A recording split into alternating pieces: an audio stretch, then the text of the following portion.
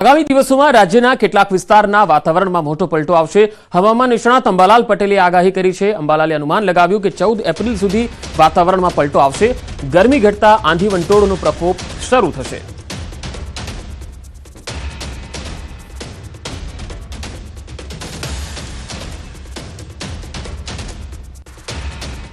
હવામાનમાં મોટો પલટો આવવાની શક્યતા રહે છે, જેમાં પવન, ગાજવીજ અને આંધી સાથે બનાસકાંઠાના ભાગોમાં, ઉત્તર ગુજરાતના કેટલાક ભાગો અને પાલનપુરના ઉપરાંત પંચમહાલના ભાગો, દાહોદના ભાગો, લીમખેડાના ભાગો, વડોદરાના ભાગો, આણંદના ભાગો, રાજકોટના ભાગો, સુરેન્દ્રનગરના ભાગો, હળવદના ભાગો, મોરબીના ભાગો, કચ્છના કેટલાક ભાગો અને સૌરાષ્ટ્રના કેટલાક ભાગોમાં ગાજવીજ અને આંધી સાથે ક્યાંક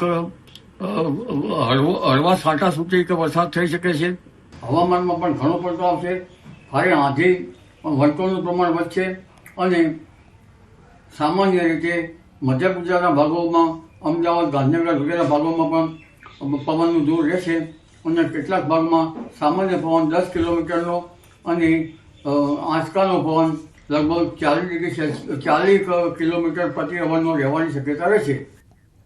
ગરમી અંગે હવામાન વિભાગે આગાહી કરી છે। ગરમીમાં આંશિક રાહત મળશે। આગામી 48 કલાકમાં 2 થી 3 ડિગ્રી તાપમાન ઘટશે। 15 એપ્રિલથી ફરી ગરમીનું જોર વધશે। 15 થી 17 એપ્રિલ દરમિયાન હીટ વેવની આગાહી છે। સૌરાષ્ટ્ર, કચ્છ, ઉત્તર ગુજરાતમાં 15 થી 17 એપ્રિલ દરમિયાન હીટ વેવની આગાહી કરાઈ છે।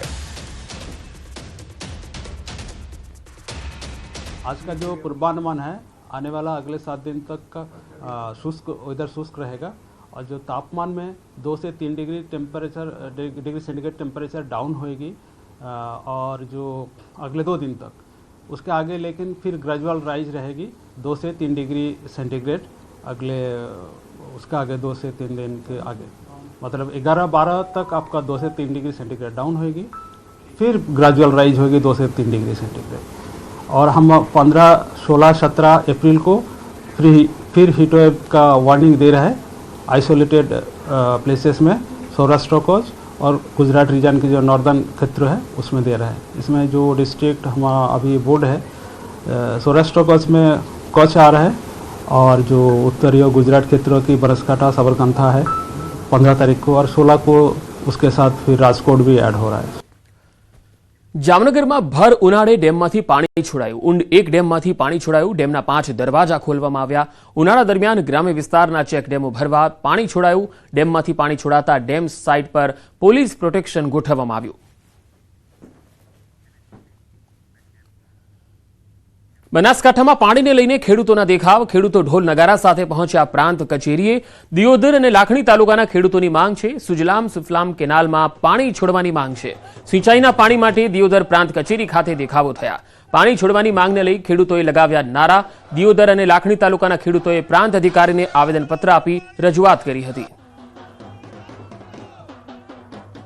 તળાવ ભરો તો ટપ દઈને 2 દાડા તળાવ બંધ કરો, પણ પાણી તો કોઈ તમે વેચાતું લાવ્યું નથી।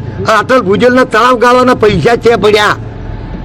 જેમ તળાવ સોમાવ ઢુકડવાના તમે તળાવ ભરો તો ભઈલા, જેમ કે મી વરે ખોટો ભ્રષ્ટાચાર કરીને તમે તળાવ પાસ થઈ ગયું। આ સુજલામ સુફલામમાં પાણી હુકાઈ ગયો છે અને બાજરીઓનો વાવેતર હજારો હેક્ટરમાં કરેલો છે અને ઘાસચારો પણ બળી રહ્યો છે, એટલે અમારે તકલીફ પડે પાણી વગર ઘાસચારાની ને બાજરીઓની। એટલે પાણી માટે અમે આવ્યા હતા, એટલે તાત્કાલિક સુજલામ સુફલામમાં પાણી નાખે।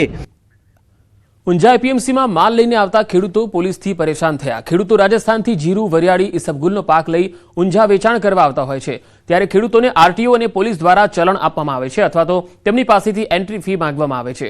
તેથી ત્રસ્ત ખેડૂતોએ ઊંઝા એપીએમસી ખાતે રજૂઆત કરી। અમને રસ્તામાં રાત્રે ગાડી ભરીને આવો, ઈસબગુલ, વરિયાળી, જીરું બીજું ભરતા અમે અહીંયા આવે, રાજસ્થાનથી આવીએ એટલે રસ્તામાં અમને રોકે છે ને ચાલન બનાવે। કારણ કે રાતે 8 થી 10 હજાર 12 હજારનું ચાલન બનાવ્યું રાતે ને એન્ટ્રીના માંગે 500 રૂપિયા એન્ટ્રીના માંગે ને ચાલન બનાવે। જૂનાગઢના કેશોદમાં ખેડૂતોએ વિરોધ નોંધાવ્યો। બામણાસા ઘેડ ગામના ખેડૂતોએ વિરોધ પ્રદર્શન કર્યું। ઓઝત નદીના ચોમાસામાં તૂટેલા પાડાનું 8 મહિના વીતવા છતાં સમારકામ ન કરતા અર્ધનગ્ન હાલતમાં વિરોધ નોંધાવ્યો। ખેડૂતોએ વિરોધ પ્રદર્શન સાથે સૂત્રોચ્ચાર કર્યા। ઓઝત નદીના પાડા ઉપર ઊભી પાડા બાંધો, વહેલા બાંધોના સૂત્રોચ્ચાર કરવામાં આવ્યા। ઉઝત નદી ઊંડી અને પહોળી કરવાની જાહેરાત કરવામાં આવેલી હતી, પરંતુ હજુ સુધી પાળા પણ રિપેર થયા નથી, જેથી ખેડૂતોમાં નારાજગી છે.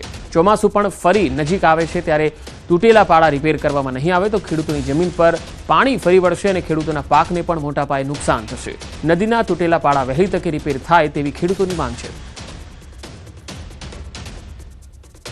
અમદાવાદ, ભાવનગર અને ભરૂચમાં 8 વાગ્યા સુધી આગાહી કરવામાં આવી છે અને આગાહી પ્રમાણે વાતાવરણમાં પલટો થઈ શકે છે. ગુજરાતના 3 શહેરમાં 8 વાગ્યા સુધી વરસાદની સંભાવના છે. અચાનક વાતાવરણ બદલાય તેવી સંભાવના છે.